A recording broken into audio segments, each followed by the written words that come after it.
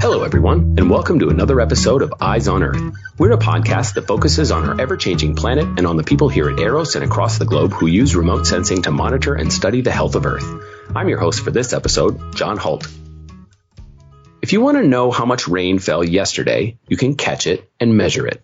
Water vapor, that's not so easy, which is a problem if you want to know how quickly that rain is returning to the atmosphere. If you're a farmer trying to decide how much to water and when, that's useful information. It can also signal drought or plant stress. Water vapor is the single largest part of the water budget, but without space-based observations, it would be all but impossible to measure at a wide scale.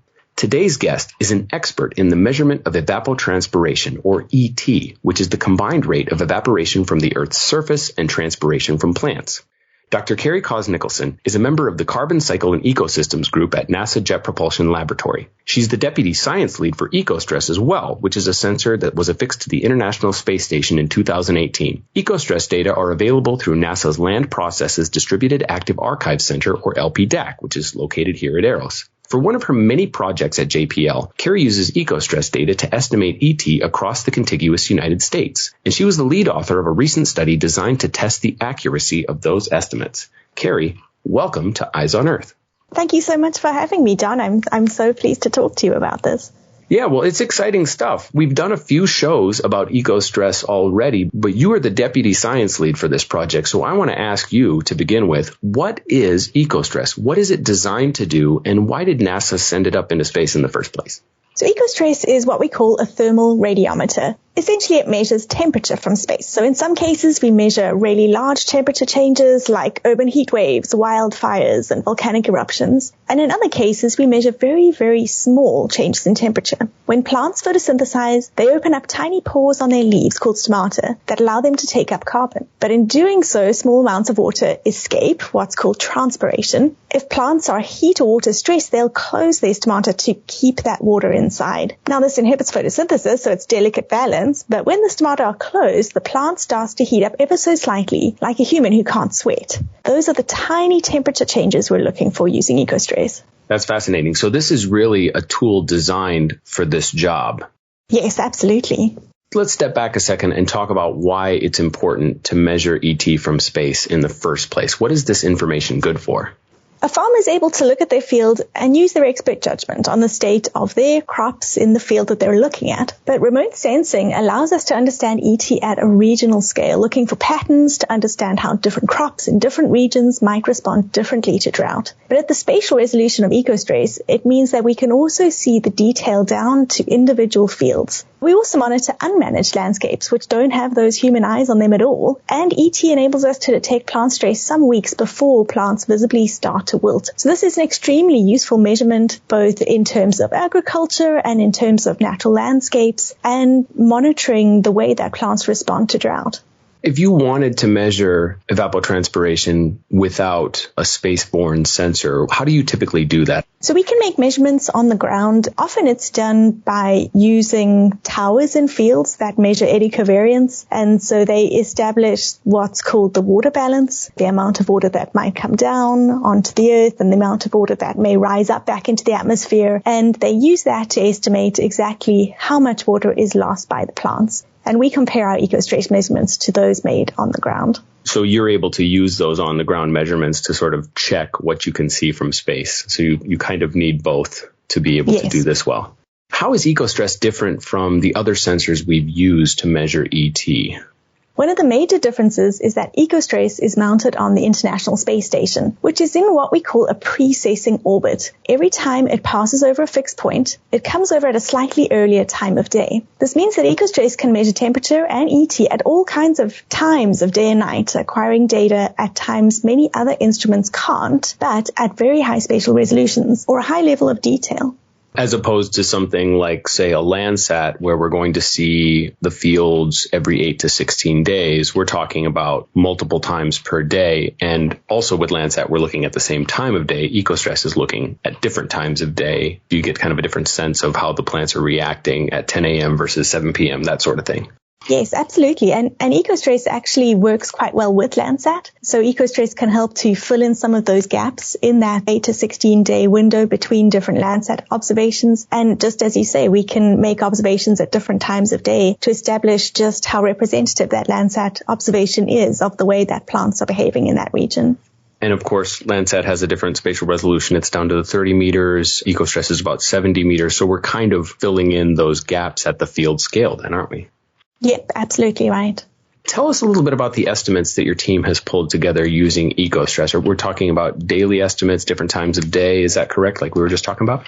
Yeah, so we have two major ET products. One of them estimates a daily average ET, and that allows us to look at time series, looking for seasonal patterns. The other is what we call instantaneous ET. In other words, what is the ET at this very moment? So if we look at the same place for several weeks, we can piece together all the ET values acquired at different times of day to understand diurnal patterns. So how do plants open and close their stomata within the course of a single day, and how does that strategy translate to seasonal behavior?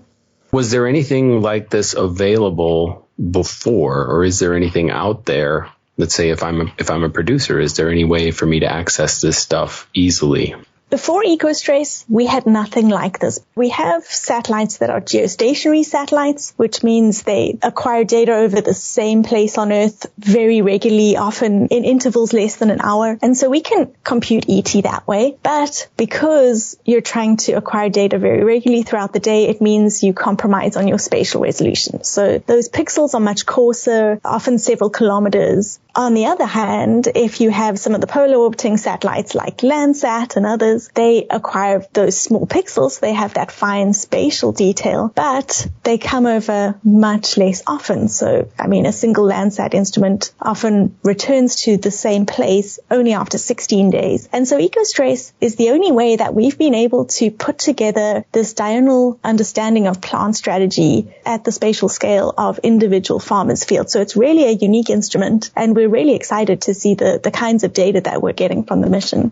Once again, filling in that gap. In the past, you've had to look at 1 kilometer pixels. I imagine there's a little bit of variation in the fields from one place to the next at a kilometer scale, and you're able to sort of fill in the gaps and get that high resolution data that otherwise you would have to wait several days for. And that spatial resolution is so important, especially in areas with irrigated farmlands surrounded by unmanaged natural vegetation, because if you average out a single pixel, you can lose a lot of those differences between how the irrigated landscape is changing versus how the unmanaged landscape is changing. And they often respond in very different ways, as you can imagine, due to human intervention. And a lot of that detail is lost with the very coarse pixels acquired by some of the other instruments. If you're looking at a 1 kilometer pixel, you could have half farmland and half natural land, and it would have the same number. You'd have to give it the same number. Wow. Absolutely. Let's talk about the paper. You recently released a paper on the accuracy of EcoStress-based ET estimates. How do they stack up to the other ET estimates that are out there?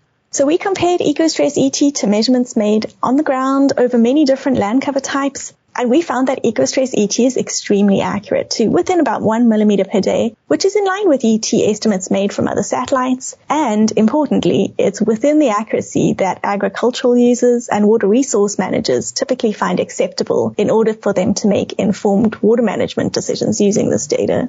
Well, you're already getting into this, but I wanted to ask you what would make ET from EcoStress so valuable and where you see it being the most useful.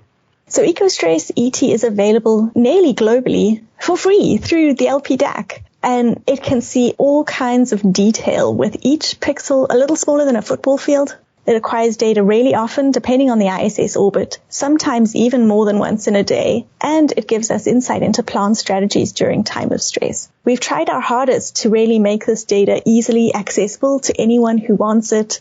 We're working on developing new data formats so that people can easily just drag and drop the data into a GIS tool of their choice, and we really want people to be able to use this.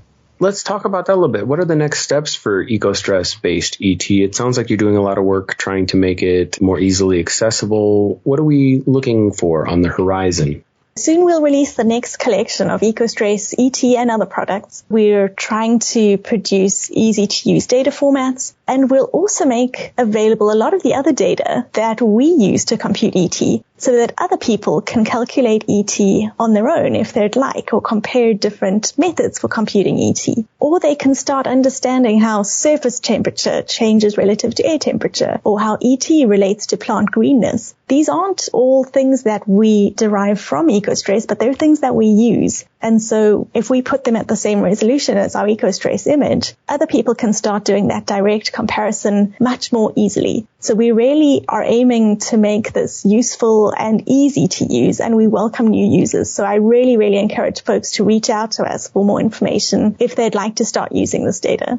Do you need to be a GIS specialist to understand this? Is there a middle ground where you can hit that you would be able to learn something from this if you're relatively new? Or are there places that you can go to learn how to use this? Yes, on both of those points, the LPDAC, based at EROS, as you said, has made available a number of tutorials on how to use the data, but they also have tools that are available. So there is a tool called Appears, which means you could select an individual point, say a farm or any other area of interest, and it could return to you the ET values acquired over that 1 pixel over time in a CSV file, something that you could very easily read without any knowledge of GIS. And so we're really trying to make this usable to everyone, not just the experts.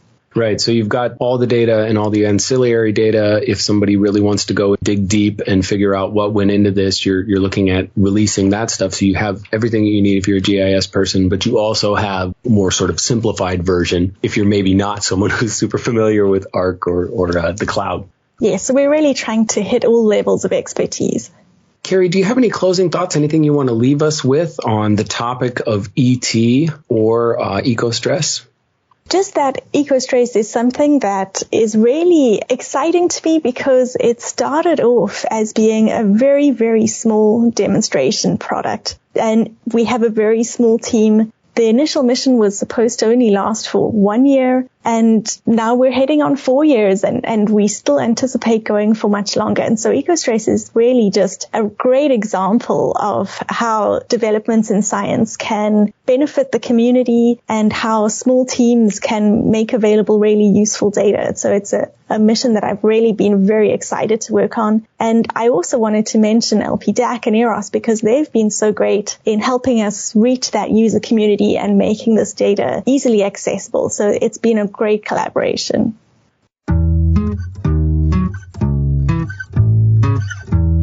We've been talking with Dr. Carrie Cos-Nicholson about her work with ECOSTRESS and water balance. It's been a fascinating conversation. Carrie, thank you so much for joining us. Thank you so much for having me, John. And a big thank you to the listeners as well for joining us. Be sure to join us next time to learn more about satellites, remote sensing, land change, and much, much more. You can find all our shows on our website. That's usgs.gov/EROS, usgs.gov/EROS. You can also subscribe on Apple Podcasts or Google Podcasts. You can also find us on social media to stay up to date on the latest episodes.